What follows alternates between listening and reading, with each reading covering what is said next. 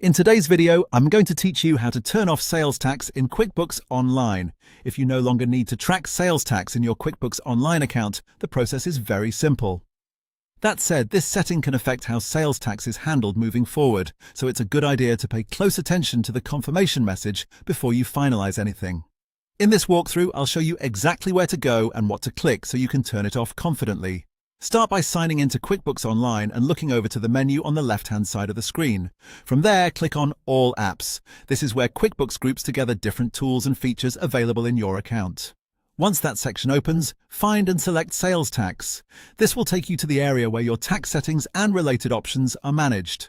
After you're on the Sales Tax page, look for Sales Tax Settings. Open that section to access the available controls for your sales tax setup. This is the part of QuickBooks where you can review and adjust how sales tax works in your account, including the option to disable it.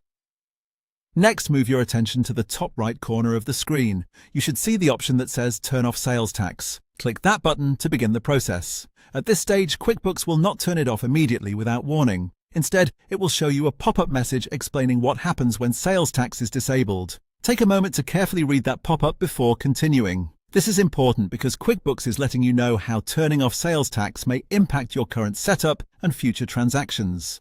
Even though the steps are quick, understanding the consequences before confirming the change can help you avoid confusion later. Once you've reviewed the message and you're sure you want to proceed, press Turn Off in the pop-up window. After that, sales tax will be turned off in QuickBooks Online, and that's all there is to it. The whole process only takes a minute. Go to All Apps, open Sales Tax, access Sales Tax Settings, click Turn Off Sales Tax, review the pop-up, and confirm the action. If you're making this change as part of updating your business settings, just be sure you fully understand the notice QuickBooks provides before you finish.